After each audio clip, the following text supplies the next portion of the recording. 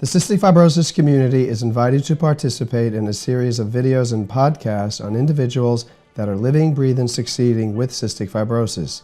This video, Starting a Family with CF, has been made possible through an unrestricted educational grant from Chiesi to the Boomer Esiason Foundation. Today you'll meet Tim Sweeney, 37 years old with CF, post-transplant 5 years. Tim got married to his lovely wife Beth in 2006. Beth and Tim are blessed with 2 wonderful boys, Timmy and Harrison. Tim is very involved in exercise and nutrition, has been a personal trainer for over 15 years, and actually ran the New York City Marathon with his surgeon 1 year post-transplant. Tim is living, breathing, succeeding with cystic fibrosis post-transplant.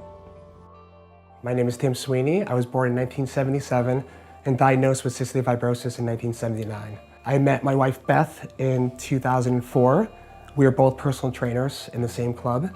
In 2007, we decided to try to have children, so we had to go through IVF. And in 2008, our son Timmy was born after 3 cycles of IVF. In 2009, my lung capacity diminished to below 20%, so I needed a double lung transplant. So I had a double lung transplant in November of 2009 at Columbia Medical Center. In 2012, our son Harrison was born.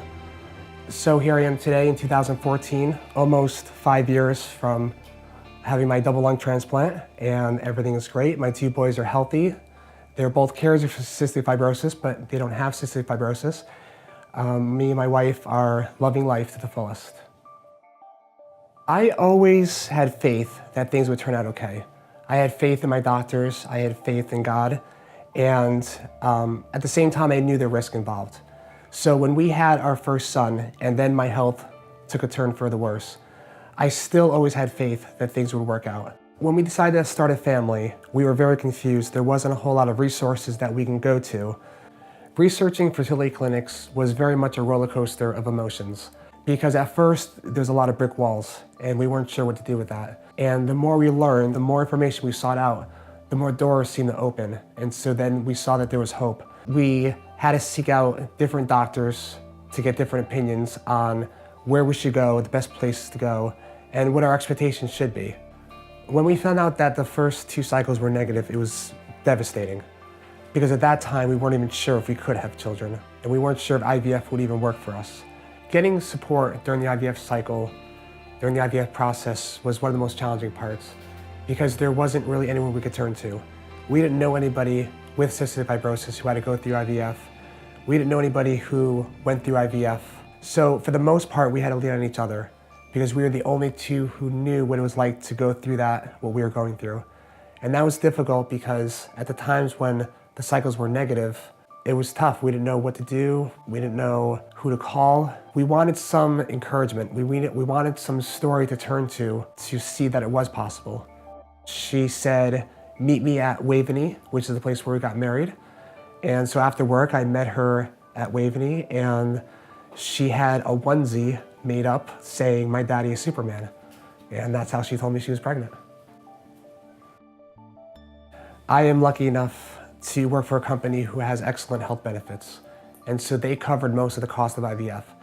But without insurance, IVF can cost tens of thousands of dollars per cycle. That's very daunting for most people, and it's not realistic for a lot of people. What are the things that I can do to ensure that I stay healthy? Medical compliance is probably number 1. So I make sure to take all my medications every day on time, without exception. I exercise almost every day, because I'm a firm believer in staying active, eating the right foods, researching what that means. If anyone could see our story and get some sort of inspiration or hope, or just knowing that it is possible, makes it all worth it. The other bit of advice I'd give someone with cystic fibrosis is that they have their partner screened for cystic fibrosis, because if they are a carrier, their chances are a lot greater. And so we were very blessed that Beth was not a known carrier for cystic fibrosis. Finding out one day that you couldn't have children, and now today having 2 beautiful, healthy boys, has been the biggest blessing in our life that we could imagine. Starting a family was the best decision we ever made. It's difficult at times, just like any other family, but all the trials and tribulations we had to go through was difficult, but we knew that the outcome would be to have a family, and that's what we really wanted. Well, I'm very appreciative that you guys are doing this podcast because I hope it does raise awareness around fertility for men with cystic fibrosis, because like I said, we didn't have that.